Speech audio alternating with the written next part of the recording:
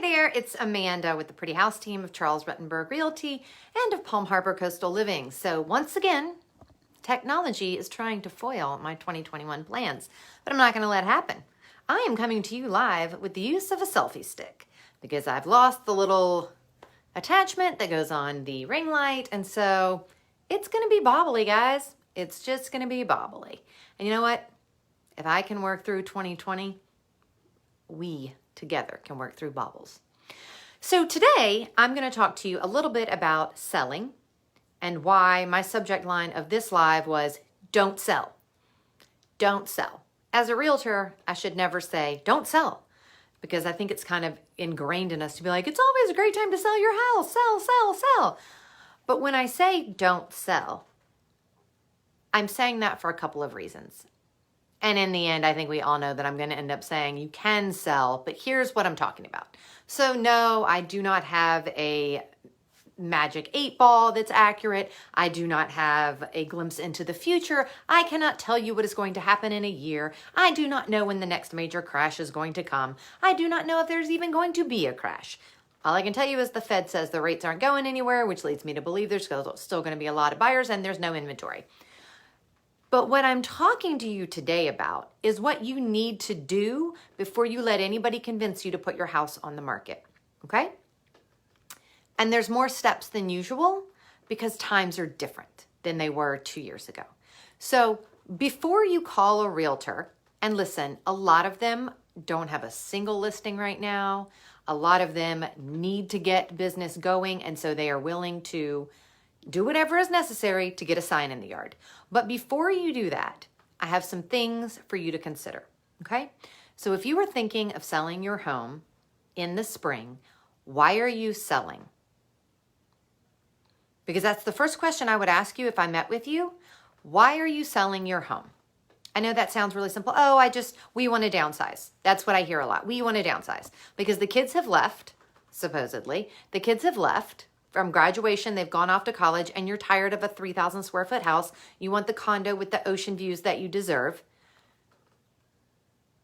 But have you looked at that?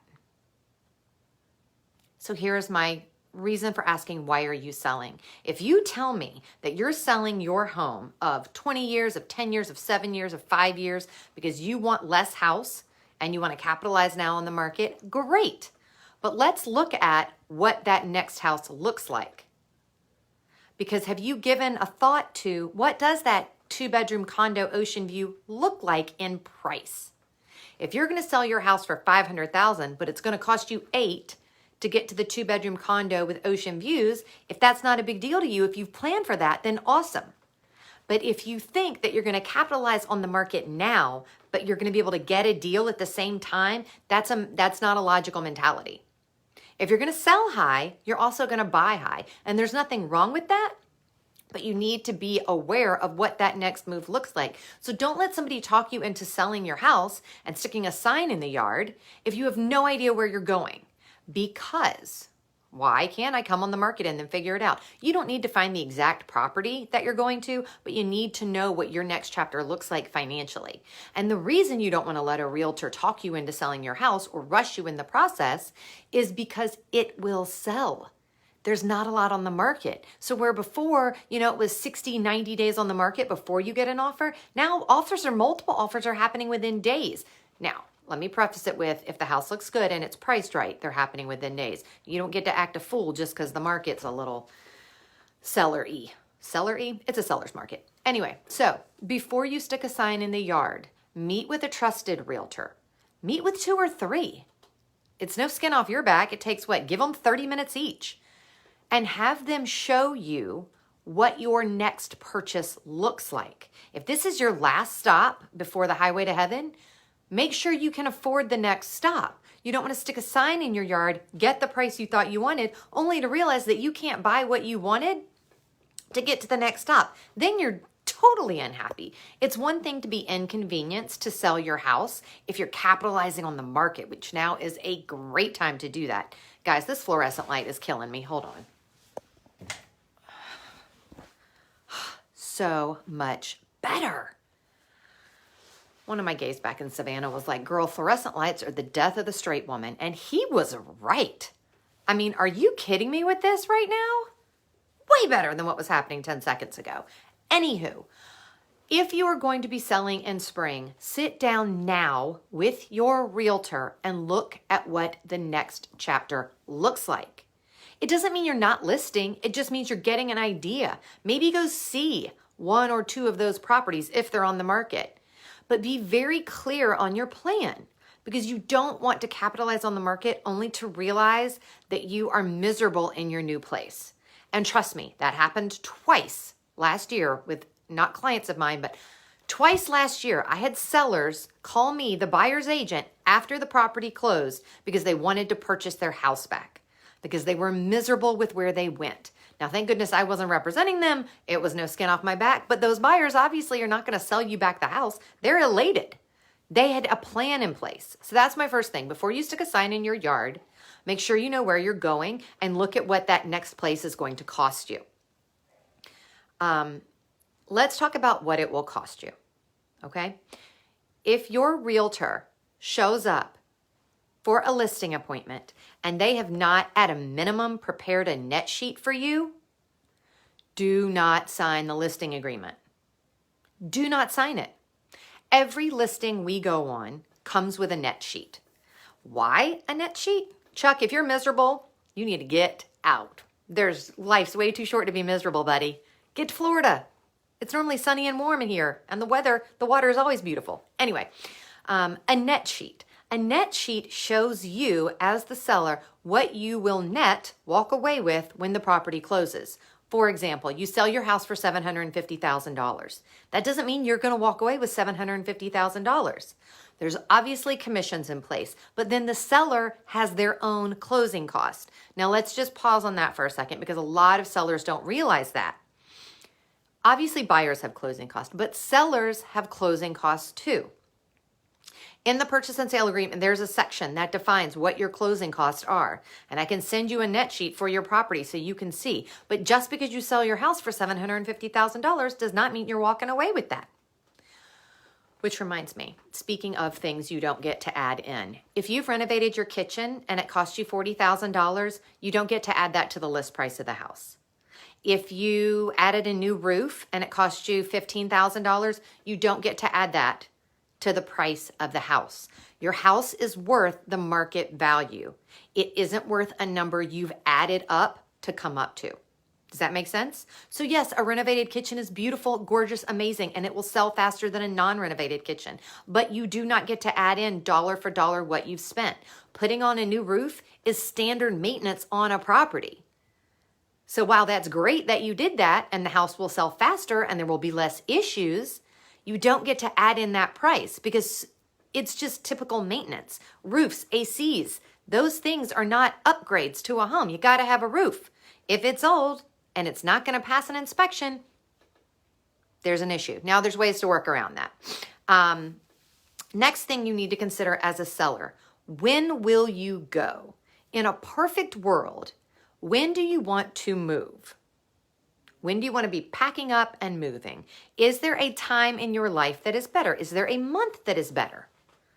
Is there a time when your kids come to visit? So you know you don't want to be moving then. Is there a time of year you don't like to be out and about, like August or February? What time of year do you want to move? Then you need to think about when you need to come to market. So for example, let's say you want to move in June. You want to have that water view by June. You should be on the market, picture perfect, by no later than March.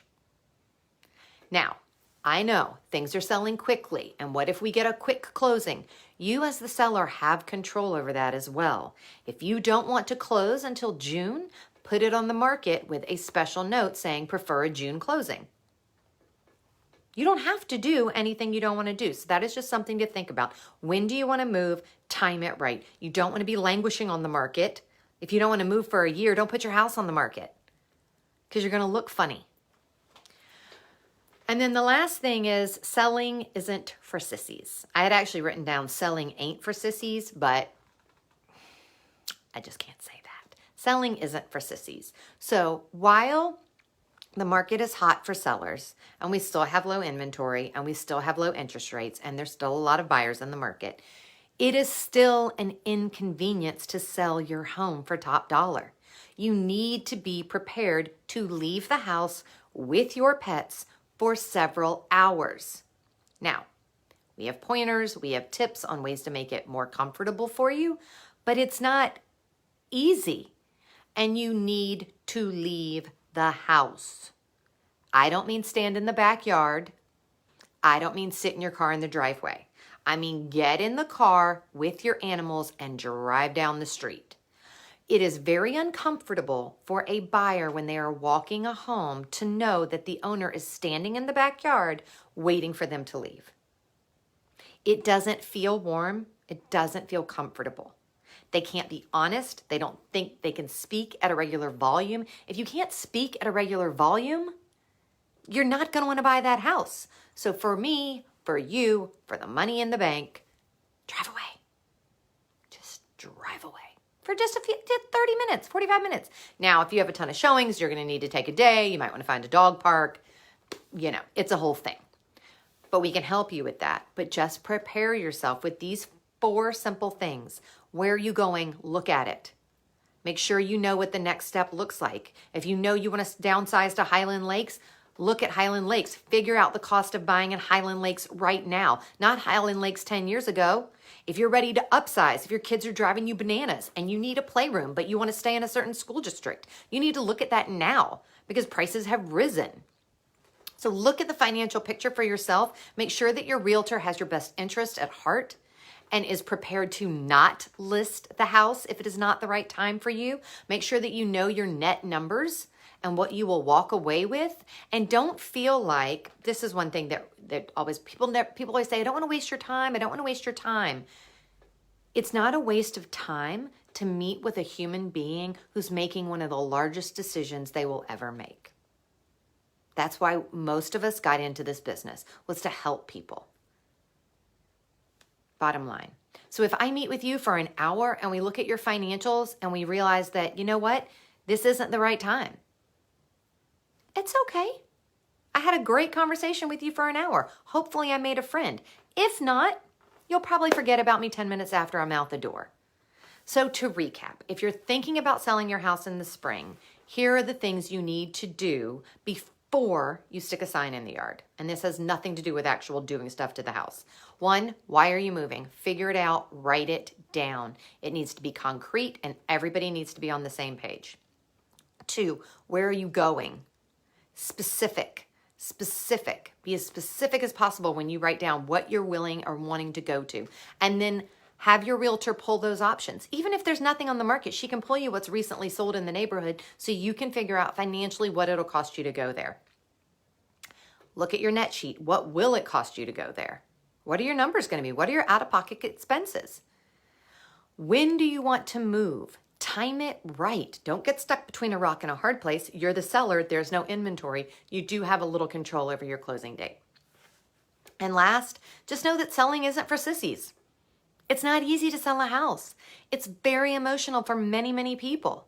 The buyers are trying to get a deal. They want to buy a house that's not a money pit. You want to sell. You just want to leave.